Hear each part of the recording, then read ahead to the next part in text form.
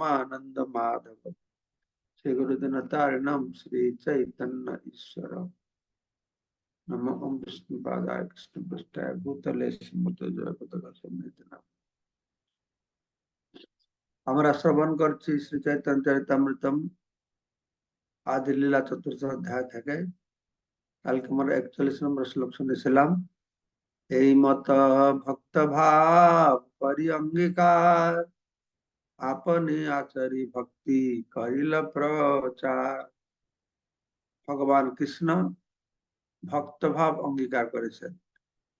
কোন ভক্তের ভাব অঙ্গীকার করেছেন? তার পরম শ্রেষ্ঠ ভক্ত হচ্ছেন শ্রীমতী রাধারানী। তার যে ভাব অঙ্গীকার করেছেন করে তিনি সেই প্রকারের ভক্তি আচরণ করে সেই ভক্তির প্রচার করছেন। কোন প্রকার ভক্তি? না, রাধারানীর কৃষ্ণের প্রতি যেই প্রকারের ভক্তি ছিল,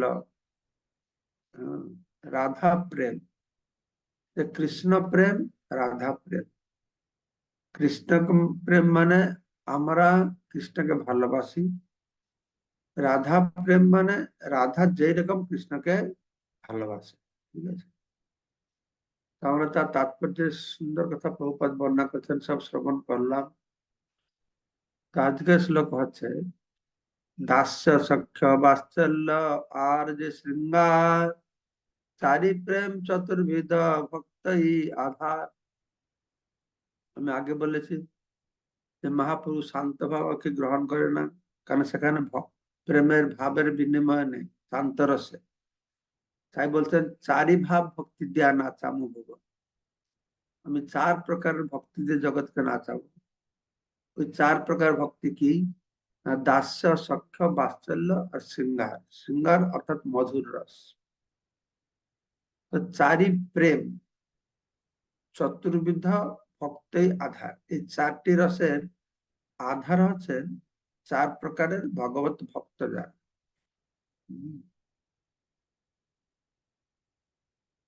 ভগবান তো বলছে রসবৈ সহ, তিনি রস দিয়ে তৈরি, তিনি রস আস্বাদন করেন, তিনি ভক্তকে রস আস্বাদন করেন।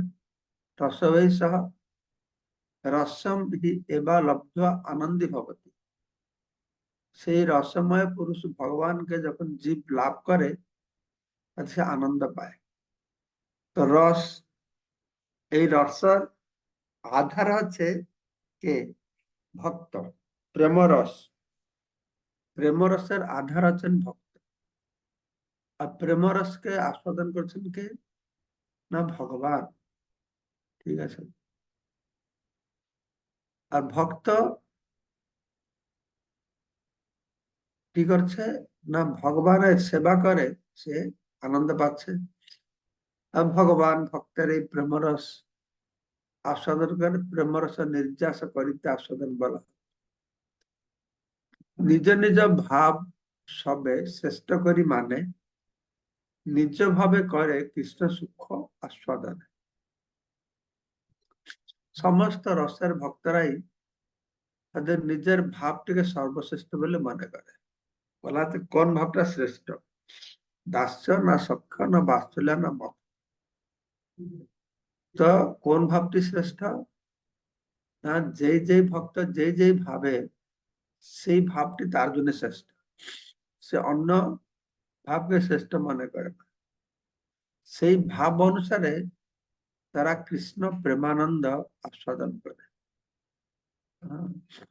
কৃষ্ণ প্রেমানন্দ, কৃষ্ণ সুখ নিজ ভাবে করে কৃষ্ণ সুখ আস্বাদনে।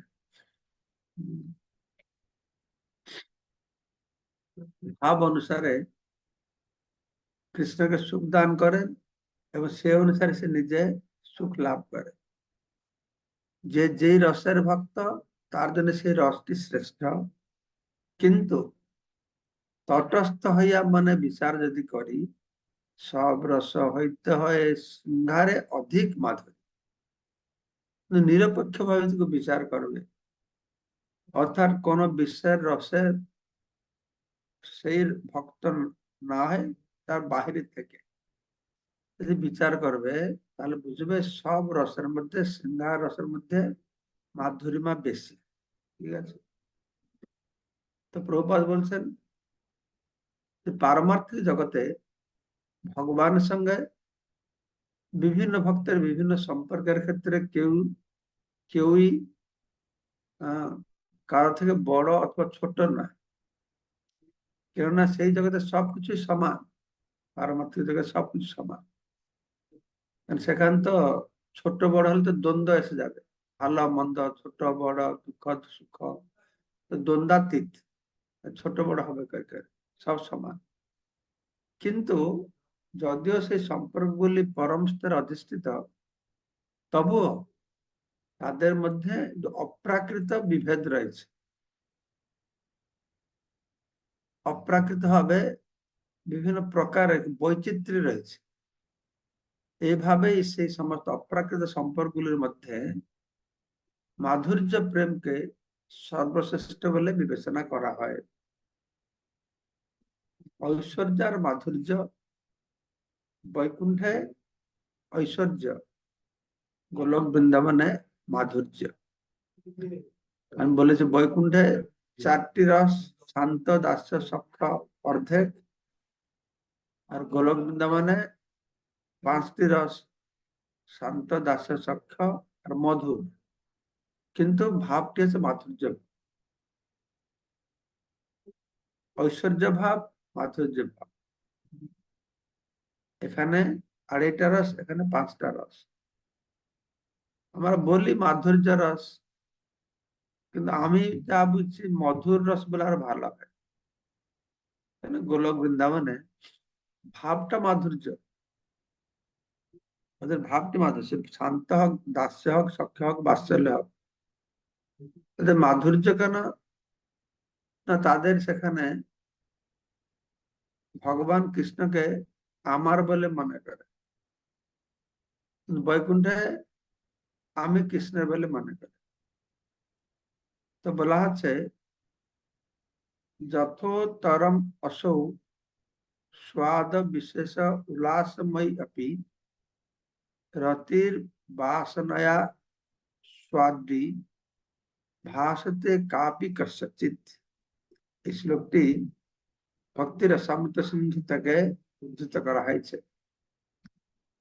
বলা হচ্ছে যথা উত্তরম असौ, উত্তরোত্তর, হ্যাঁ, উত্তরোত্তর রতি বৃদ্ধি পেয়ে বিভিন্ন স্তরে আস্বাদিত হয়। উত্তরোত্তর শান্ত, দাস্য, সখ্য, বাৎসল্য, মধুর। রতি আসক্তি, তার যেরকম প্রেম আসক্তি, সেরকম সে আস্বাদন করে। সেই রতি ক্রমে ক্রমে চরম স্তরে পরম আস্বাদনীয় মধুর রস রূপে প্রকাশিত। মধুর রসে নিরপেক্ষ ভাবে বিচার করলে মধুর রসের মধ্যে বেশি গুরুত্ব রয়েছে। অতএব মধুর রস কহিতার নাম, সেজন্য তাকে বলা আছে মধুর রস। বললাম না, শান্ত, দাস্য, সখ্য, মধুর রস, মাধুর্য ভাব, মধুর রস। আর সেই মধুর রস অর্থাৎ ভগবান সঙ্গে প্রেয়সী যারা, যেরকম ভগবান সঙ্গে তার দাস যারা সেবা করে দাস্য রস, যারা বন্ধু সখ্য রস, পিতা মাতা বাৎসল্য রস, আর যারা প্রেয়সী, তারা হলো এই মধুর রস। এই মধুর রস 2 প্রকারের আছে। স্বকীয়া আর পরকীয়া ভাবে দ্বিবিধ সংস্থান। স্বকীয়া আর পরকীয়া, ঠিক আছে? তো পরকীয়া ভাবে অতি রসের উল্লাস, ব্রজ বিনা ইহার অন্যত্র নাহি বাস। পরকীয়া স্বকীয়া মানে, স্বকীয়া মানে বিবাহিত স্ত্রী সঙ্গে, আর পরকীয়া মানে অবিবাহিত স্ত্রীর সঙ্গে। এই কথাটা শুনতে খুব খারাপ লাগে। বিবাহিত স্ত্রীর সঙ্গে সম্পর্ক, অবিবাহিত স্ত্রীর সঙ্গে সম্পর্ক, ভৌতিক দৃষ্টিভঙ্গি থেকে শুনলে খারাপ লাগে।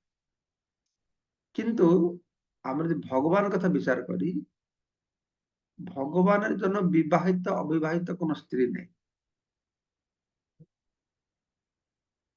লক্ষ্মী দেবী সে বিবাহ করে নারায়ণের পত্নী হননি।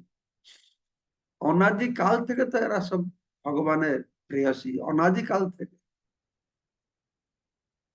আর এরা ভগবানের প্রেয়সী কি রকম না, তার স্বরূপ শক্তি থেকে প্রকাশিত হয়েছে। তাই ভগবান বিবাহিত অবিবাহিত এরকম কোনো কথাই নেই। কিন্তু সেই রসের উল্লাসের জন্য এই পরকীয়া ভাব যোগমায়া সৃষ্টি করেছে। এর একটা কারণ হচ্ছে, সখিয়া হলে সে জানে এ আমার স্বামী, এ আমার স্ত্রী। আর স্বামীর প্রতি তার যে প্রেম, তার এই স্বামী স্ত্রী সম্পর্কের মধ্যে সীমিত থাকে। আমি একে ভালোবাসি, এ আমার স্বামী। একে আমি ভালোবাসি, এ আমার বাবা। আমি ভালোবাসি, এ আমার বন্ধু। কিন্তু এক প্রকারের ভালোবাসা আছে যেটাকে এই সবকিছুর ঊর্ধ্বে। এই সম্পর্কের মধ্যে ভিত্তি করে নেয়, সম্পর্ককে ভিত্তি করে নেয়। যখন প্রেম কোন সম্পর্ককে অপেক্ষা করে, সম্পর্কের ভিত্তিতে হয়, সে একরকম রসের আস্বাদন। যখন সেই প্রেম সম্পর্কের ঊর্ধ্বে যায়, সম্পর্কের ভিত্তিতে নয়, সে প্রেম আরো নিরুপাধিকই, আরো উন্নত। তাকে বলে যে পরকীয়া ভাব। কিন্তু এই বিষয়টি ব্রজ বিনা ইহার অন্যত্র নাহি বাস। ব্রজের বাহিরে এই পরকীয়া ভাব আর কোথায় হতে পারে না। কেন, ব্রজে একমাত্র যোগমায়া তিনি এটি সংগঠন করেছেন। ভগবান কৃষ্ণ তিনি সর্বরস নিলয়ক।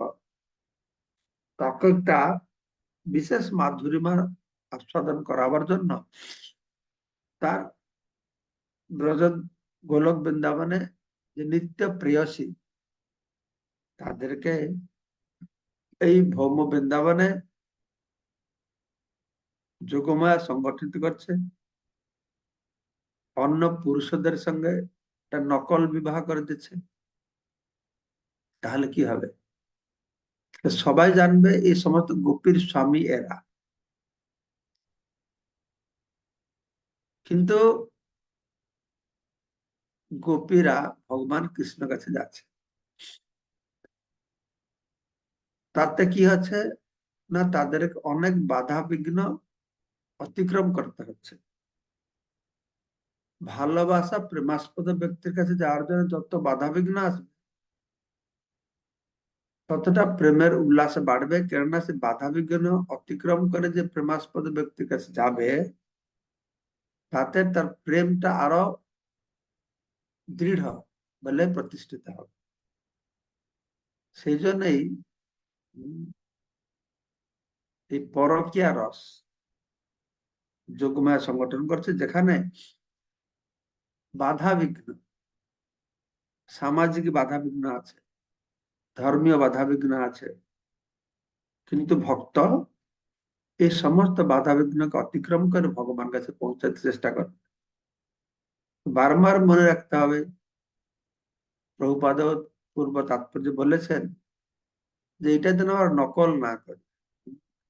ভগবানের, ভগবান জন্য একমাত্র প্রযোজ্য। কেন প্রযোজ্য আমি বলেছি, কেন ভগবান জন্য প্রযোজ্য, কেন আমাদের জন্য প্রযোজ্য নয় আমি অনেকবার বলেছি, মনে রেখেছেন কিনা জানি না। ভগবান জন্য প্রযোজ্য হচ্ছে এই জন্য, এই সমস্ত প্রেয়সীরা ভগবানের স্বরূপ শক্তি, তার নিজের শক্তি। কিন্তু আমরা যদি কোনো মহিলাদের সঙ্গে, মেয়েদের সঙ্গে সম্পর্ক রাখি, সে মহিলা, সে মেয়েরা আমাদের নিজের শক্তি নয়।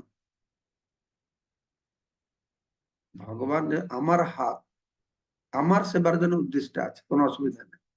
হ্যাঁ, তো সেরকম ভগবানের প্রেয়সী তার সেবার জন্য উদ্দিষ্ট, তার থেকে অভিন্ন। মূল কথা আছে ভগবানের প্রেয়সীরা ভগবান থেকে অভিন্ন। হ্যাঁ, রাধারানী ভগবান থেকে অভিন্ন, শুধু লীলা রস আস্বাদন করবার জন্য তারা নিজেকে দুই রূপে প্রকাশ করেছে। কিন্তু আমাদের ভৌতিকতার ছেলে মেয়ে সেরকম নয়, তাই না? সেই জন্য এই প্রেমটা থাকে না, এটা প্রেমও নয়, এটা কাম বলে। ঠিক আছে, তো ব্রজ বিনা ইহার অন্যত্র নাহি বাস, এটাকে বলে ব্রজ প্রেম। হ্যাঁ, ব্রজবাসীদের যে প্রেম, তার মধ্যে ব্রজগোপিকাদের যে প্রেম, এই যে পরকীয়া ভাব, তাতে রসের উল্লাস। ব্রজবধূ গণের এই ভাব নিরবধি, তার মধ্যে শিরাধার ভাবের অবধি। তো ব্রজবধূ গণের মধ্যে সবসময় এই ভাবটি থাকে, অন্তহীন ভাব, এই ভাব হচ্ছে অন্তহীন। তার মধ্যে রাধারানী এই ভাবের পরম পূর্ণতা প্রকাশ পেয়েছে। হ্যাঁ, শেষ, একদম শেষ বর্ডার পর্যন্ত অবধি রাধারানীর ভাব প্রৌঢ় নির্মল ভাব, প্রেম সর্বতম কৃষ্ণের মাধুর্য রস আস্বাদ কারণ। শ্রীমতী রাধারানীর নির্মল আর প্রৌঢ়, প্রৌঢ় মানে প্রক্ত, পরিণত বা প্রক্ত। শ্রীমতী রাধারানীর নির্মল, পরিণত ও সর্বপ্রেম, পরিণত প্রেম হচ্ছে সর্বোত্তম। তার প্রেম কৃষ্ণের মাধুর্য রস আস্বাদনের কারণ। এখানে বলা হলো কি, কৃষ্ণের মাধুর্য রস আস্বাদ কারণ। ভগবান ভক্তের কাছে হ্যাঁ হচ্ছে যে প্রেম রস, কৃষ্ণের কাছে মাধুর্য রস। ভক্ত হচ্ছে প্রেম রসের আধার, আশ্রয়। আগে শুনলাম ভগবান আছেন প্রেম রসের বিষয়ে, তিনি ভোক্তা। হ্যাঁ, তো ভক্ত কি, ভগবান কি উপভোগ করছেন, কি রস আস্বাদন করছেন, শুনো ভালো করে মনে রাখ, ভক্তের প্রেম রস আস্বাদন করছে। ঠিক আছে, আর ভক্ত কি আস্বাদন করছে, ভগবানের মাধুর্য রস, মাধুরীমা, কৃষ্ণের মাধুর্য রস আস্বাদ কারণ। এই দুটো শব্দ মনে রাখবেন, ভক্তের প্রেম, ভগবানের মাধুরী, ভক্তের প্রেম রস, ভগবানের মাধুর্য রস। ভক্ত প্রেম রস দিবে, ভগবান আস্বাদন করবে, ভগবান তার মাধুর্য রস দেবে, ভক্ত তাকে আস্বাদন করবে। এই বিষয়ে যদি বুঝতে পারছি তো ভালো, না বুঝতে পারলে জিজ্ঞাসা করবেন। অতএব সেই ভাব অঙ্গীকার করি, সাধিলেন নিজ বাঞ্ছা শ্রী গৌরহরি। তো গৌরহরি তো, কৃষ্ণ তো চাইছেন যে, যে ভক্ত আমার মাধুরীমা রস কি করে আস্বাদন করছে, তো ভগবান তো বিস্ময়, ভক্ত তো আশ্রয়। তাই সেই ভক্তের ভাব অঙ্গীকার না করলে হবে না। কৃষ্ণের মাধুর্য আস্বাদ কারণ, কৃষ্ণ স্ব মাধুরীমা আস্বাদন করতে চাইছেন। সাধ্য যেন অদ্ভুত মাধুরীমা কীদৃশবা মদীয়, আমার মধ্যে যে অদ্ভুত অদ্ভুত মাধুরীমা রয়েছে, মাধুর্য রস রয়েছে, এটা কি রকম। সক্ষম যস্য মদনুভব তো কীদৃশিং, আমার ভক্ত কিরকম সুখ পায়, তো সেটা জানতে হলে কৃষ্ণের মাধুর্য আস্বাদ কারণটা কি, কারণটা আছে প্রৌঢ় নির্মল ভাব প্রেম সর্বোত্তম। তো সেই জন্য ভগবান কি করেছেন, সেই ভাব অঙ্গীকার করে সাধিলেন নিজ বাঞ্ছা গৌরাঙ্গ শ্রীহরি। তো তখন তার বাসনাকে তিনি পূর্ণ করেছেন, বাসনা পূর্তি, তার বাসনা পূর্তি হয়েছে। তো ভগবান এইটাই আমাদের গৌড়ীয় সম্প্রদায়ের একটি বৈশিষ্ট্য, যেটাকে আরো এই প্রকারের প্রেম ভক্তি, প্রেমের বিচার, এইসব জিনিস আর কোন সম্প্রদায়, কোন ধর্মে আর আমরা দেখতে পাই না। ভক্তি আগে থেকে ছিল, কিন্তু ভক্তিকে রসময় করেছেন রস ভক্তি, যেন রসাচার্য ছিল। রূপ গোস্বামীকে বলা আছে রসাচার্য। তিনি ভক্তিতে রস যুক্ত করেছে। প্রেম ভক্তি আছে বৈকুণ্ঠে, কিন্তু এটা ঐশ্বর্য প্রধান প্রেম ভক্তি। যাতে ভগবান বলছেন ঐশ্বর্য শিথিল প্রেম নাহি মোর প্রীতি। ঐশ্বর্যের দরুন প্রেম যখন শিথিল হয়ে যায়, তাতে আমার ততটা আনন্দ হয় না। এই হচ্ছে ব্যাপার। ঠিক আছে, তাৎপর্যটা অনেক লম্বা আছে, এই 6 মিনিটে শেষ করা যাবে না। তো আমি তাড়াতাড়ি পড়ে পড়ে গেলেও কোনো লাভ হবে না। তার থেকে ভালো কালকে আমরা মানে সুকিয়া পরকিয়া অনেকগুলো কি বর্ণনা করা হয়েছে, তো এগুলি সব কালকে আমরা ধীরে সুস্থে শ্রবণ করব। মানে সুকিয়া পরকিয়া হচ্ছে সমস্ত গন্ডগোলের কারণ। কিসের গন্ডগোল? না মানুষের বুঝার গন্ডগোল। আমরা ঠিক করে বুঝতে পারি না। আগেও প্রভুপাদ বলেছেন তাৎপর্যে, আমরা মায়াবদ্ধ জীব, এসব তত্ত্ব হৃদয়ঙ্গম করা মুশকিল আছে, কঠিন আছে, কারণ আমরা প্রেম ভালোবাসা মানে এক রকমের প্রেমটাকে জানি। এই জড় জগতের প্রেম ভালোবাসা, ইন্দ্রিয় সুখ ভোগ, কিন্তু আসল প্রেম সম্পর্কে জানি না। তাই ভগবানের এই প্রেমময় সম্পর্ক কথা আমরা শুনি, সঙ্গে সঙ্গে আমাদের মনের মধ্যে এই ভৌতিক জগতের প্রেমের কথা এসে যায়। এই জন্য এই পরকীয়া রসটা আমরা জগতে, বাইরে জগতে বলতেই পারি না, এই চর্চাও করতে পারি না। লোকেদের বুঝানো খুব মুশকিল হবে, অনেক ভুলও বুঝবে, বেশি আলোচনা করা হয় না।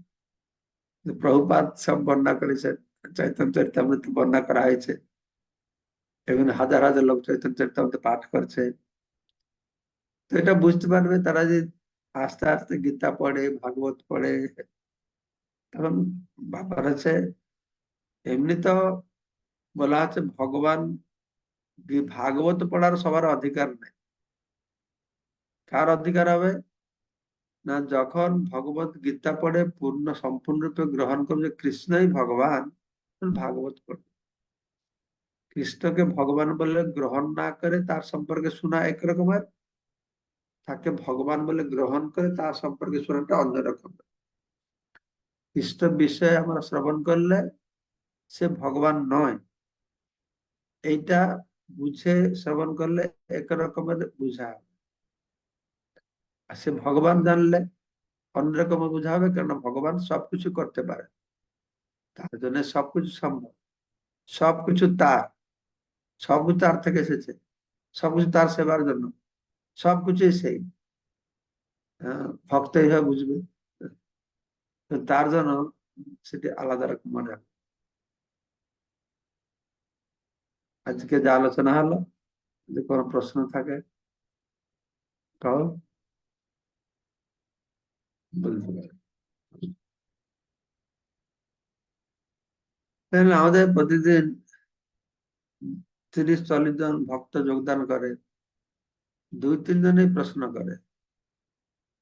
এই 2-3 জন বুঝতে পারে না, প্রশ্ন করে, আর সব বুঝতে পারছে বলে প্রশ্ন করছে না, না কেউ কিছু বুঝছে না, আমি বুঝতে পারছি না।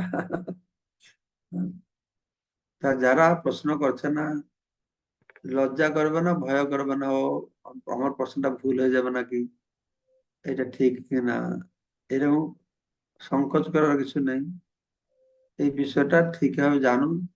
অবশ্য অবান্তর প্রশ্ন করবে না, যুক্তিগত প্রশ্ন, বিষয় সম্পর্কিত প্রশ্ন করবেন, তাহলে ভালো হবে। যাই হোক, আজকে বহুদিন পর ব্রুনেস গৌরপুর দেখা দিয়েছেন। ব্রুনেস গৌরপুর শ্রীমুখ থেকে শুনে কিছু কি বলছেন বলুন, ব্রুনেস গৌরপুর। হরে কৃষ্ণ, দণ্ডবাদ প্রণাম মহারাজ। হুম। এই, আমরা তো যারা ইসকনে আছি, আমরা দাস্য রসে ভগবানের সেবায় যুক্ত হই, কিন্তু সর্বশ্রেষ্ঠ রস তো মাধুর্য রস। কিন্তু আমরা মাধুর্য রসের আহ, অনুশীলন করি না কেন? এই বিষয়টা আমার কাছে একটু জানার তুমি কি কৌতূহল অনেক আগে। তুমি কি পূর্ব পূর্ব ক্লাসে ছিল না আজকে হঠাৎ যোগদান করছো? না, পূর্ব অনেক ক্লাসে থাকতে পারিনি, আমি একটু সেই মিসিং জন্যই, হয়েছি। সেই জন্য কি করে হবে, কি করে বুঝবে তাহলে? তো পূর্ব ক্লাসগুলো শোনো। ব্যাপার হচ্ছে, দাস্য রস কেন আমরা করছি? শেষ সখ্য রস হোক, বাৎসল্য রস হোক, মধুর রস হোক, সব রসের মধ্যে দাস্য ভাব রয়েছে, ভগবানের সেবা করা। সে সখ্য হলো ভগবানের সেবা করে আনন্দ, পিতামাতা ভগবানের সেবা করে আনন্দ। আমার এই সেবা করছে, বৈদিক ভক্তি করছে, এই জন্য এটা করতে করতে যখন সে চিত্ত শুদ্ধি হবে, সম্পূর্ণ কাম প্রভাব থেকে মুক্ত হবে, তখন আমাদের ভগবানের স্বরূপ শক্তির প্রভাবে স্বাধীন শক্তি যখন হৃদয়ে জাগবে, তখন সে মধুর রসের প্রতি আকর্ষণ বা অন্য যথার্থ রসের প্রতি আকর্ষণ হবে। আমার নকল ভাবে এটাকে প্রকাশ করতে পারি না। তো আমি সবসময় এই দৃষ্টান্তের নিচেকে বুঝাই। কি রকম না, যেরকম আমরা হাই স্কুল, হাই স্কুলে কি পড়ে? বিজ্ঞান পড়ে, ম্যাথমেটিক্স পড়ে, সাহিত্য পড়ে, ভূগোল পড়ে, ইতিহাস পড়ে, সবকিছু পড়ে। ঠিক আছে। তারপর হাই স্কুল যখন পাস হয়ে যাবে, তখন আমরা কেউ আর্টস পড়ে, কেউ সায়েন্স পড়ে, কেউ কমার্স পড়ে, তাই না? ঠিক আছে। তারপরে ইন্টারমিডিয়েট পাস করে যখন আমরা ডিগ্রি করতে যাই, আরো স্পেসিফিক হয়, স্পেসিফিক। তখন যেরকম সায়েন্স যে পড়ে তাকে আর্টস আর কমার্স পড়তে হয় না, শুধু সায়েন্সটাই পড়ে, তাই না? ইন্টারমিডিয়েটে হুম। গ্রাজুয়েশন করতে যাবে, ডিগ্রি, তখন সায়েন্স পড়বে, কিন্তু সায়েন্সের মধ্যে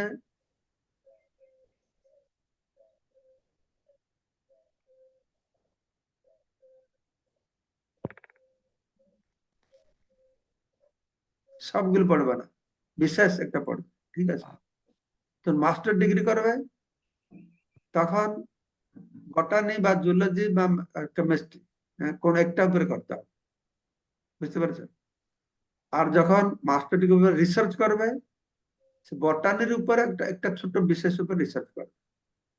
ঠিক সেই রকম আমরা ভক্তি শুরু করেছি, সব রকমের সেবা করছে।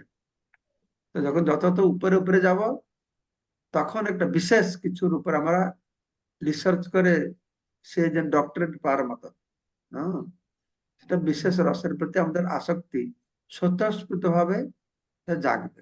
এটা আর্টিফিশিয়ালি, মেকানিক্যালি জাগানো যাবে না, এটাই বলা হচ্ছে।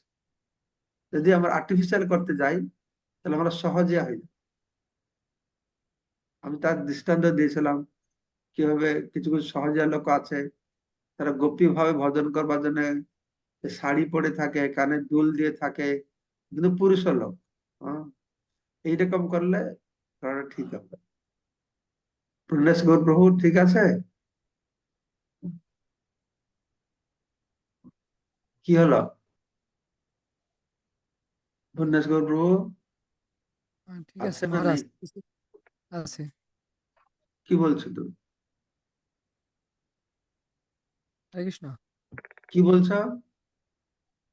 মহারাজ, বুঝতে পারছি মোটামুটি। মোটামুটি ঠিক আছে। মোটামুটি এইটাই বোঝাও যে যেহেতু সব রসের মধ্যে সেবা রয়েছে, আমরা এই সেবাটাই করতে থাকি। আমার আর মাধুর্য আমার রসে। বাৎসল্য ভাব হবে বা সখ্য ভাব হবে, হ্যাঁ, সেটা স্বতঃস্ফূর্ত হবে যখন আসবে, আসবে। ঠিক আছে। তারপরে হ্যাঁ, কি বলছো? মহারাজ, একটা বিষয় দেখা যায় যে আমাদের গ্রাম অঞ্চলেও দেখা যায় যে অনেকে গোপালের সেবা করে, গোপালের সেবা করে, তাই এইটা কি তাদের মধ্যে বাৎসল্য রসের মানে এটা জাগৃত হয়েছে?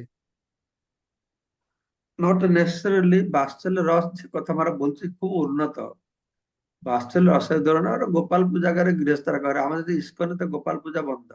না, আমাদের পূজা ইস্কনে কোনো আমাদের আমার গোপালের পূজাই করি না, আমরা রাধা কৃষ্ণের পূজা করি। তো গোপালের পূজা করে গৃহস্থরা, করছে গৃহস্থরা গোপাল পূজা করলে বলে কি সেই সেই প্রকার বাৎসল্য রস নাই। হয়তো কোনো প্রকার একটু গোপালের প্রতি ভালোবাসা রয়েছে, আসক্তি রয়েছে। আমার যে কোনো আসক্তি ভালোবাসা নেই তা বলছি না, এটা রয়েছে। কিন্তু ওই যে বর্ণনা করা হলো শাস্ত্রে, এই প্রেমরসটা হবে যখন সম্পূর্ণ কাম থেকে মুক্ত হবে। সেরকম তো আমার কেউ কাম থেকে মুক্ত হয় না, তাহলে সেই স্তরের রসটাকে আমরা কি করে তুলনা করতে পারি? তার একটা আভাস হতে পারে, আভাস। হ্যাঁ, আভাস হয়েছে কোন প্রতি, যেরকম যেরকম যেরকম কৃষ্ণ প্রেম আসলে আমরা চোখে জল আসে, ক্রন্দন করি। কিন্তু কখন কখন সেটা হয় যখন প্রেমস্তরে যাবে। হ্যাঁ, চিত্ত শুদ্ধি হবে, আসক্তি হবে, অষ্টসাত্ত্বিক বিকার হবে। হ্যাঁ, অষ্টসাত্ত্বিক বিকার হবে কবে? প্রেম স্তরে উন্নীত হবে। শ্রদ্ধা, সাধু সঙ্গ, অনর্থ নিবৃত্তি, নিষ্ঠা, কি নিষ্ঠা, রুচি, আসক্তি, প্রেম। কিন্তু আমরা দেখি কোন সময় কৃষ্ণের লীলা আমাদের চোখে জল এসে যায়। হ্যাঁ, কণ্ঠ রুদ্ধ হয়ে যায়, হয় না? কিছু কিছু লীলা হয়। যখন আমরা শ্রবণ করি কৃষ্ণ কথা, তো সেইটা যে কণ্ঠ রুদ্ধ হয়ে যায় বা চোখে জল আসে, ওটা কি প্রেম স্তরে যারা পৌঁছেছে তাদের কণ্ঠ রুদ্ধ আর চোখে জল সে সমান হতে পারে? গণেশ প্রভু মিউট করে দিল তাকে। তো সেটা সম্পূর্ণ আমি যা ভাবি সেটা নিশ্চয় তারা প্রেম স্তরে অনুভব করছে, সেটা আলাদা। কিন্তু আমাদেরও চোখে জল আসে, একটু ভাব এসে যায়। হ্যাঁ, ইমোশনাল, আমরা ইমোশনাল হয় কৃষ্ণের কথা শুনে, রামের কথা শুনে, কোনো কোনো সে চৈতন্য ভাগবত শুনে কান্না লাগে। কিন্তু আমি মনে করি আমারও কান্না যখন হয়, আমি তো সেই স্তরে যাই না। হ্যাঁ, তো এইটা হলো কথা, এটা আমার অনুভূতিটা এরকম। মধু মধু বাসিনী মাতাজি, আপনি তো অনমিউট করবেন, মিউট করে বলে গেলে হবে কি করে? আবার মিউট হয়ে গেছে, মিউট হয়ে গেছে। বলো। হরে কৃষ্ণ মহারাজ, আপনার শ্রী চরণে প্রণাম। তো মহারাজ, যেটা হচ্ছে যে আসলে আমিও প্রশ্ন করি না, কারণ হচ্ছে যে আমি ভাগবতম পড়তেছিলাম, এখনো চৈতন্য চরিতামৃত ধরেই নেই। তবে আপনার ক্লাস শুনে কিছু কিছু, যেমন আজকের যে পরক্রিয়া সম্পর্কে, অনেকে আমাদেরকে কিন্তু এই পরক্রিয়া সম্পর্কে নানা কথা বলে, কিন্তু এখন একটু একটু বুঝতেছি আর কি, যে আপনি আজকে ক্লাসটা একটু বুঝার বুঝেছিলেন বুঝে, এই জন্য আসলে প্রশ্ন করার সাহস পাইতেছি না, যে নিজে একটু ভালো করে জানি না, তারপর আপনাকে প্রশ্ন করবো মহারাজ। ঠিক ঠিক আছে। আছে। হরে কৃষ্ণ দিবাস মহারাজ, আপনার চিত্ত প্রণাম। দিবাসরে বহু বলুন, আপনি কি বলছেন? হরে কৃষ্ণ, দণ্ডবোধ প্রণাম মহারাজ। মহারাজ, আপনি এর আগের একটা ক্লাসে আপনি বলেছিলেন যে আমাদের 5টি মুখ্য রস আছে। তো 5টি মুখ্য রস যেমন শান্ত, দাস্য, সখ্য, বাৎসল্য, মাধুর্য। তো এর মধ্যে আপনি বলেছেন যে শান্তরস শুধু শান্তরসই, আবার বাৎসল্যের মধ্যে শান্তরসও আছে, বাৎসল্য রসও আছে, সখ্যর মধ্যে এই 3টা আছে। এই এই জিনিসটা আমি একটু বুঝতে পারিনি প্রভু।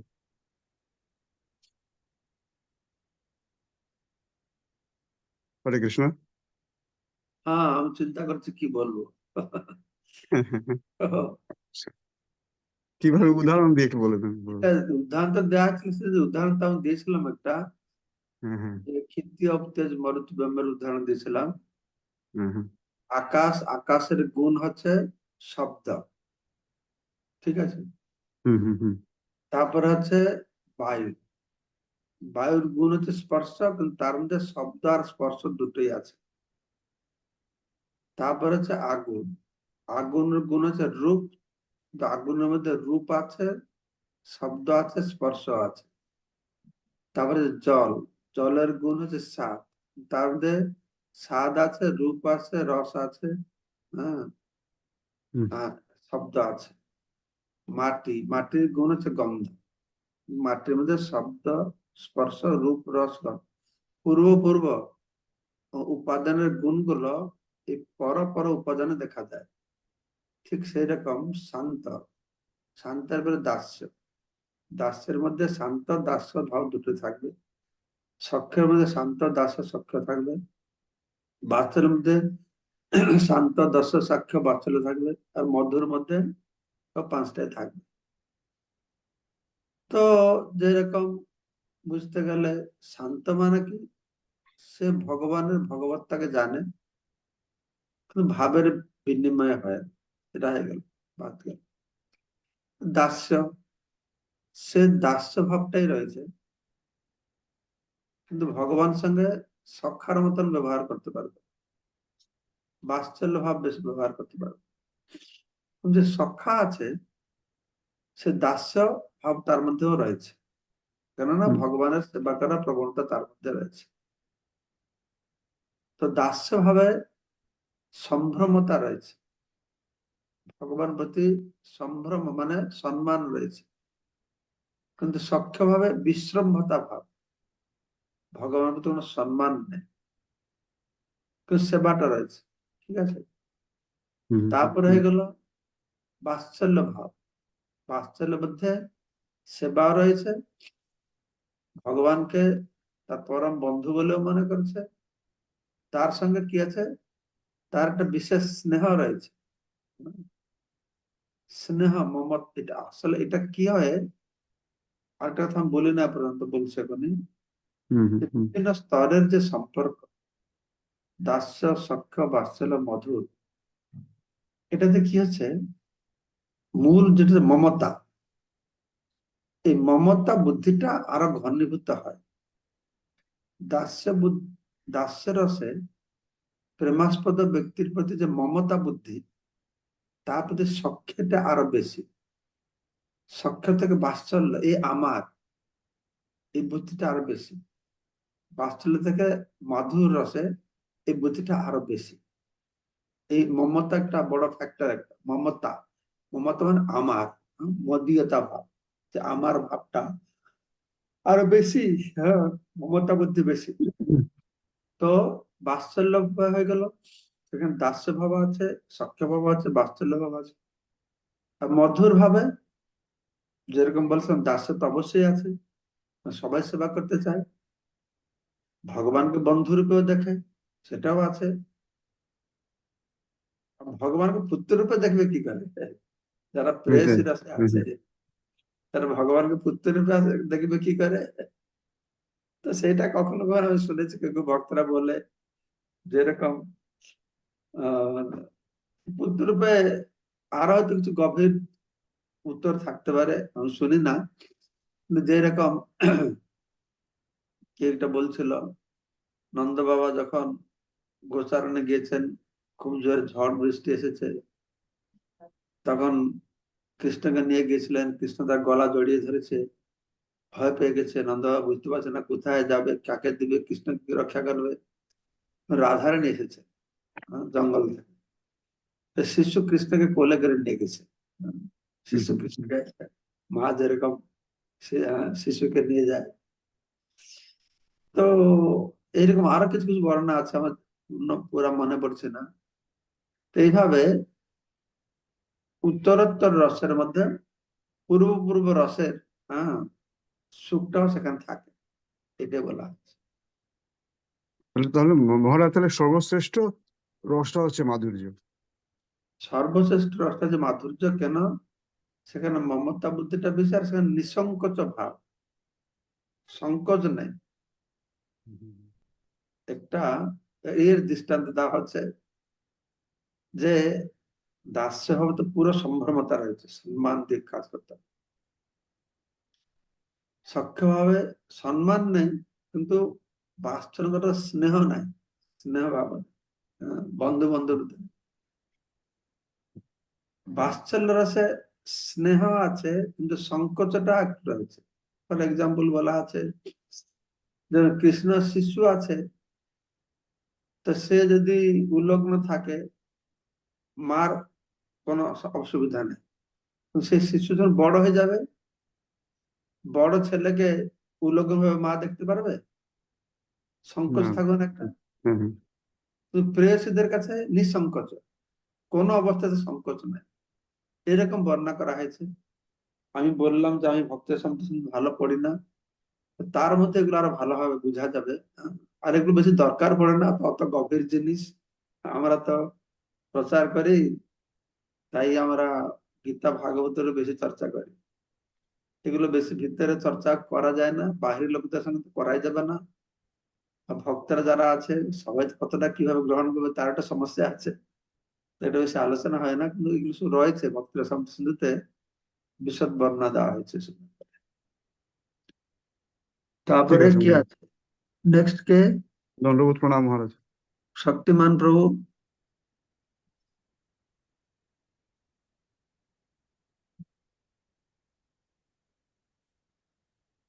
শক্তিমান প্রভু মিউট হচ্ছে না।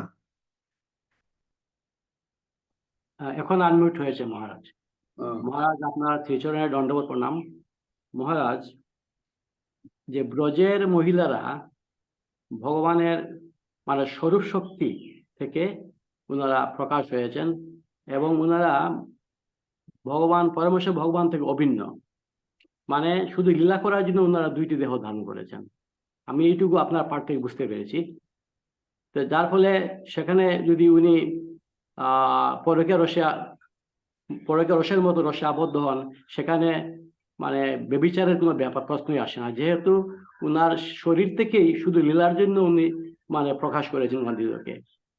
তো এখন আমার প্রশ্ন হচ্ছে যে যদি মহিলারা, ব্রজের মহিলারা, ওনারা ভগবানের স্বরূপ শক্তি থেকে প্রকাশ হয়েছেন এবং ভগবান থেকে অভিন্ন, তো উনাদেরকে আবার মানে বিবাহের জন্য আবার আলাদা ব্যবস্থা করা হয়েছে, সেই জন্য আমরা মানুষের কাছে ঠিকভাবে জবাব দিতে পারি না যে ওনার মানুষ যেহেতু অন্যদের সঙ্গে বিবাহ হয়েছে, তো মানুষ স্বাভাবিক প্রশ্ন করে যে ওনারা তো পরের স্ত্রী, ওনারা যে শ্রীকৃষ্ণের স্বরূপ শক্তি থেকে প্রকাশ সেটা তো বুঝতে পারে না।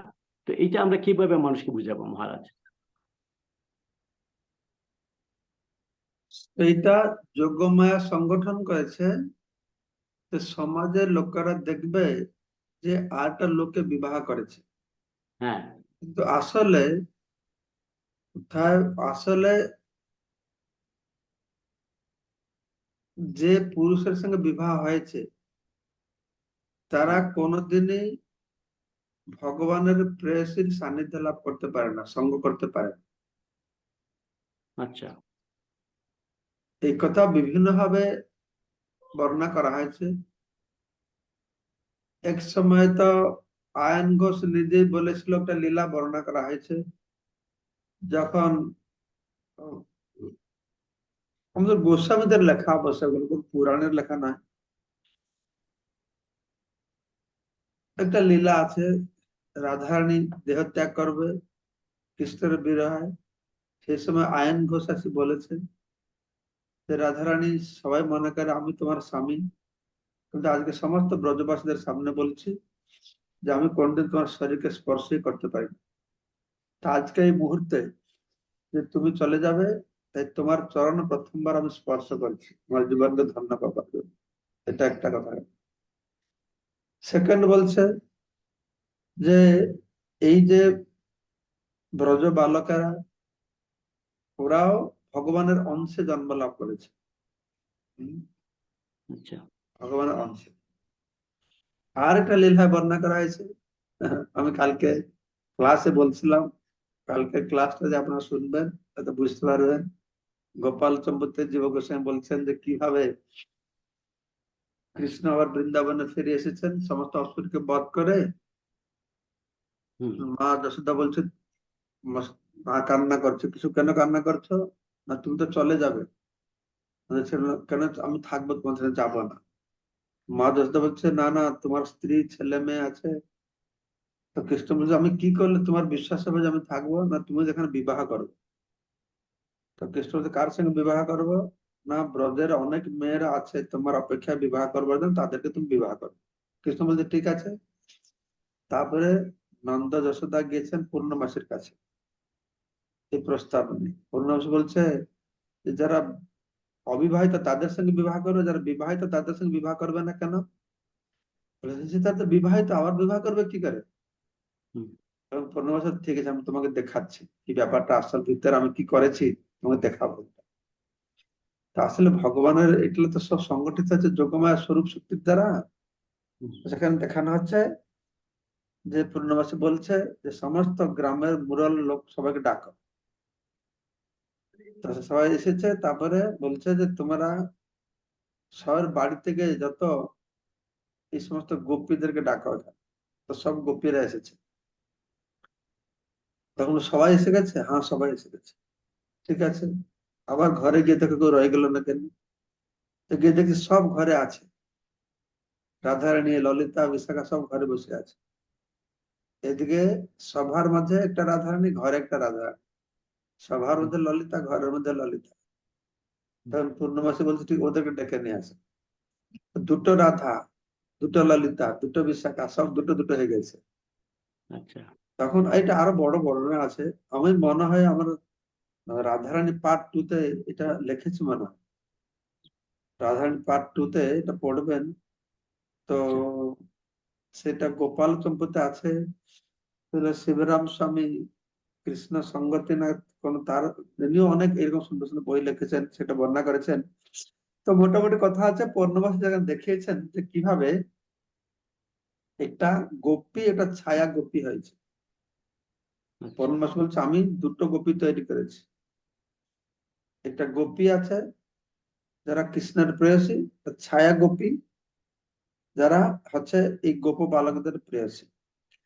আমি এটা করেছি কেন না, যে আগে যে কৃষ্ণ বললো না গোপীরাও জানে না আমিও জানি না, হুম। এটা যোগমায়া কাউকে জানতে দিচ্ছে না, গোপীদেরকে জানতে দিচ্ছে না কৃষ্ণ নিত্য পতি, আর কৃষ্ণকে জানতে দিচ্ছে না এরা নিত্য আমার পত্নী প্রেয়সী, দুজনে জানতে দিচ্ছে না।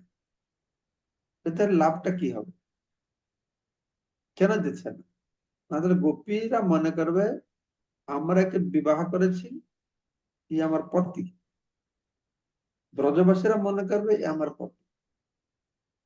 কিন্তু প্রেম যখন ভগবান প্রতি অত গভীর হবে যে এই সমস্তকে বাধা বিঘ্ন সংসার ধর্মকে ত্যাগ করে ভগবান কাছে পৌঁছবার যে প্রয়াস, যে ইচ্ছা, যে বাসনা, সেটা আরো উন্নত।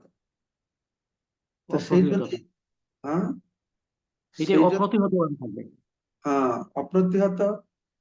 আর তার কোনো কারণ নেই, যেটা আমি বলছিলাম স্ত্রী স্বামীকে ভালোবাসে কারণ একটা কারণ আছে, ই আমার স্বামী বলে আমি ভালোবাসি। কিন্তু এই যে রসটা আস্বাদন করছেন, আমি স্বামী নই, আমি কিছু নেই, তবুও তারা আমাকে ভালোবাসছে, তবুও তারা স্বামীকে ত্যাগ করছে, কিন্তু এটা সম্পূর্ণ যোগমায়া সংগঠন করছে। তো এইভাবে আমাদেরকে দেখতে হবে, এটা একটা বর্ণনা আছে বিভিন্ন। ব্যাপার হচ্ছে যেটা বলা আছে, যেহেতু এই সমস্ত স্বরূপ শক্তির লীলা এগুলো অচিন্ত, আর আমরা বদ্ধ জীব সবসময় কাম নিয়ে ব্যস্ত আছি, তো আমাদের বোধগম্য হয় না। তবু একটু আমার একটু গন্ধ পেতে পারি, এটা কিছুটা মানে বিশেষ একটা কিছু জিনিস হবে, সেভাবে বুঝে জিনিসটাকে আমাদেরকে গ্রহণ করতে হবে। যতটুকু আমাদের আচার্যরা বোঝাতে চেষ্টা করেছেন তারা, তা আমরা আমাদের শুদ্ধতা অনুসারে গ্রহণ করতে পারি আর বুঝতেও পারি। ব্যাপার হচ্ছে এটা তো আমরা কৃষ্ণ যে ভগবান, ভগবান যেটাই করবে সেটা ঠিক, তার জন্য ন্যায় অন্যায় নীতি নিয়ম থাকে না, সে যেটা করে সেটা নিয়ম, কিন্তু আমাদের জন্য সেটা নয়। রাজা যেটা করবে তার সেটা নিয়ম। তো সমস্যা হচ্ছে আমরা তো কৃষ্ণ ভগবান বলে মানতেই পারছে না। কৃষ্ণ কেন এরকম করবে, আমরা কেন করতে পারবো না? কৃষ্ণ করলে কেন ঠিক, কেন এটা এই ভাবটা কেন আসছে যে কৃষ্ণ যে ভগবান, এই দৃঢ়তা মানুষের মধ্যে নেই, আমাদের ভিতরে নেই। এই দৃঢ়তা থাকলে কৃষ্ণ যেটাই করে সেটা ঠিক, এটা আমরা বুঝতে পারতাম। কিন্তু আমাদের ভিতরে খুদ আছে, হ্যাঁ, যে কৃষ্ণ কেন এরকম করলো। ঠিক আছে কথা, ঠিক আছে। বিদ্যুৎ প্রভু,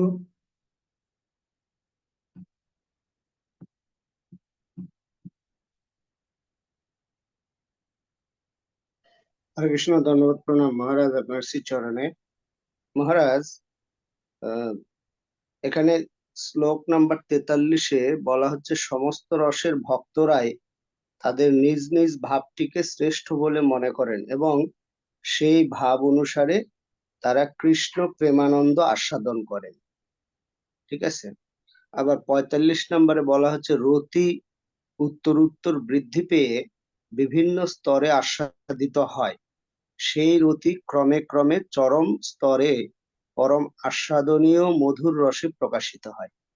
তো এই দুটো শ্লোক দ্বারা কি আমি বুঝে নেব যে আমি যে রসেই থাকি, দাস্য রস বা বাৎসল্য রস, আমার রতি যখন বৃদ্ধি হবে তখন আমি মধুর রসে যেতে পারবো, এরকম কি?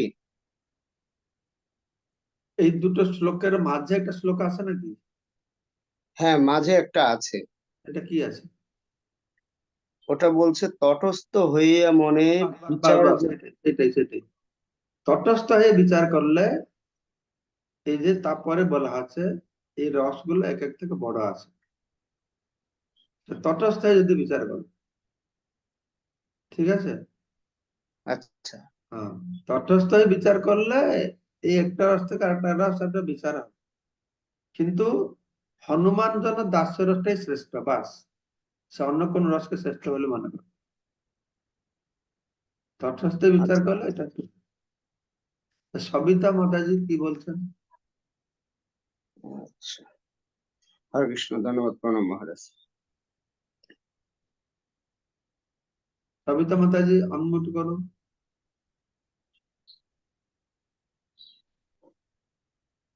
হরে কৃষ্ণ মহারাজ, প্রণাম। শক্তিমান প্রভুর এই প্রশ্নের উপরে আমি একটু ভাগবতে পড়ছিলাম যে যখন ব্রহ্মাজি এই ব্রজবালক বৎসদেরকে অপহরণ করছিলেন, তখন ব্রজে সমস্ত বালকদেরকে শ্রীকৃষ্ণের ঐশ্বর্যের দ্বারা সমস্ত বালক সৃষ্টি করছিলেন। তখন এই বছরের ভিতরেই শ্রীকৃষ্ণ তখন বলছিলেন যে এই বছরটা খুব ভালো, সমস্ত ব্রজবালিকাদেরকে বিবাহ দেয়া হোক ব্রজবালকদের সাথে। তখন এই ভাগবতের ওখানেই সিদ্ধান্ত হয়েছিল যে সমস্ত ব্রজবালক যেহেতু শ্রীকৃষ্ণের ঐশ্বর্যের দ্বারা সৃষ্টি করছিলেন, তখন ব্রজবালিকাদের সবার স্বামী হচ্ছে ভগবান শ্রীকৃষ্ণ। তো এভাবে আমরা মনে হয় বুঝাতে পারি যখন সাধারণ মানুষ আমাদেরকে প্রশ্ন করে যে ব্রজবালিকারা শ্রীকৃষ্ণের সাথে যে লীলা করছে, আসলে এটা ব্রজবালিকাদের সবার স্বামী হচ্ছে শ্রীকৃষ্ণ, এটা সিদ্ধান্ত হয়েছিল আর কি ওখানে। সেটা যদি ওরা বুঝে সেটা বলা যেতে পারে। শুধু তখন নয়, ভগবান শ্রীকৃষ্ণের সঙ্গে ব্রজ গোপিকাদের বহুবার বিবাহ হয়েছে, কিন্তু সেই বিবাহটা লোকেরা জানে না। লোকেরা জেনে যেত তাহলে পরকীয়া রসটা আস্বাদন হতো না। এটা যে বলা হলো যে যখন ব্রহ্ম বিমোহন লীলা হলো, তখন কৃষ্ণ, তখন ব্রহ্মা তো বাছুর আর গোপবালদের লুকিয়ে রাখলো,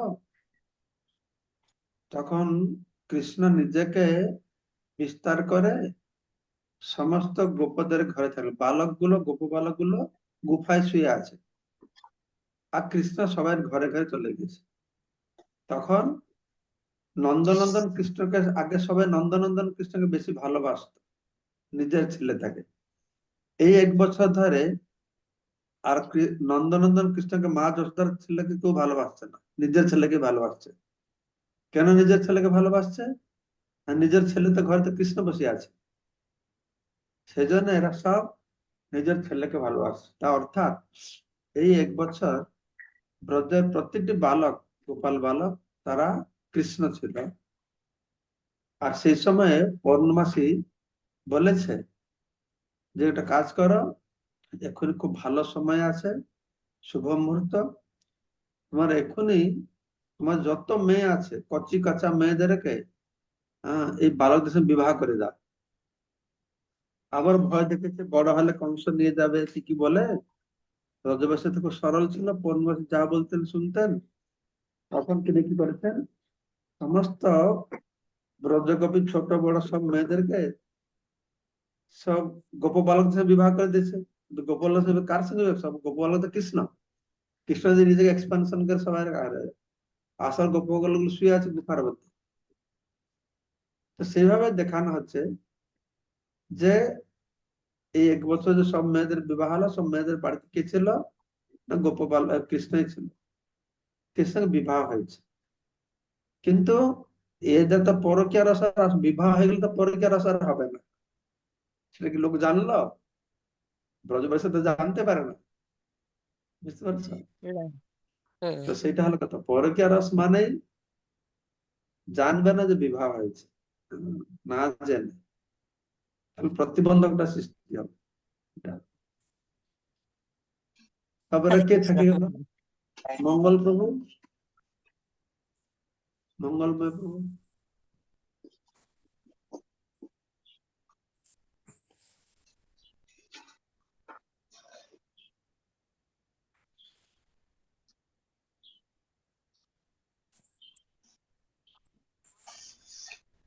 মঙ্গলময় প্রভু, আপনি বলুন কি প্রশ্ন আছে আপনার?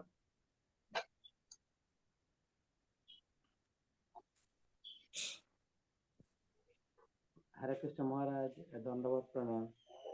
মহারাজ, এই তদীয়তা ভাব আর মদীয়তা ভাব, দাস্য সখ্য বাৎসল্য মধুর, এগুলোকে কোনটা তদীয়তা ভাব আর কোনটা মদীয়তা ভাব কি এ করতে পারি? বাৎসল্য আর মধুর ভাব কি মদীয়তা ভাব? আর দাস্য ভাব তদীয়তা ভাব, আর সখ্য ভাবের মধ্যে কি মদীয়তা তদীয়তা দুটোই রয়েছে মহারাজ? বুঝছি না। না না, সেরকম নয়।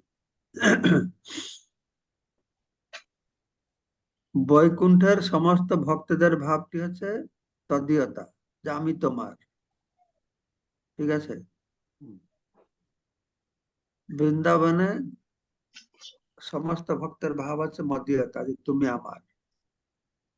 সে দাস্য হোক বা সখ্য হোক, বাৎসল্য হোক, মধুর হোক, সবাই মনে করে কৃষ্ণ আমার। বৈকুণ্ঠে সবাই মনে করে আমি কৃষ্ণ, আমি ভগবান বিষ্ণু, ঠিক আছে? হ্যাঁ মহারাজ।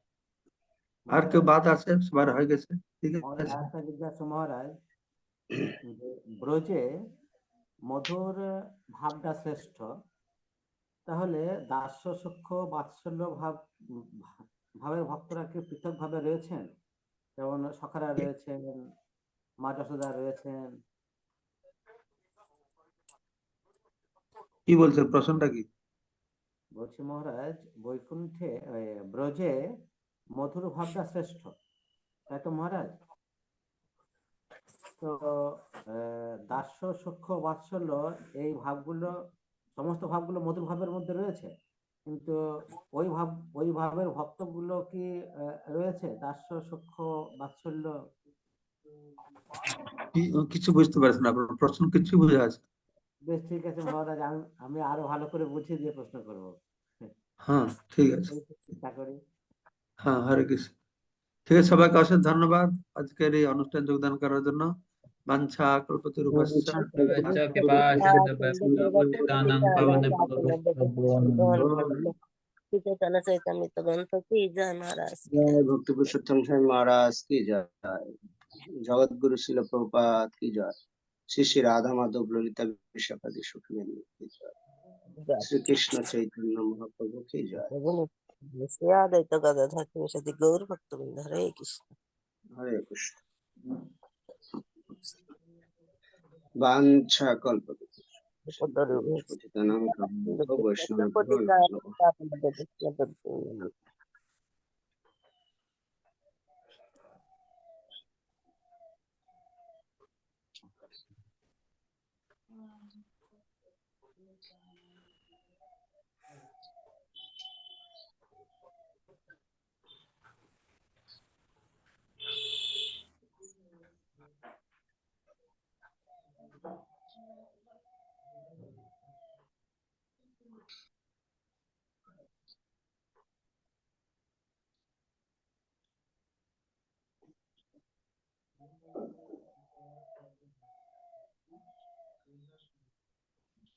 হরে কৃষ্ণ, মঙ্গলময় প্রভু।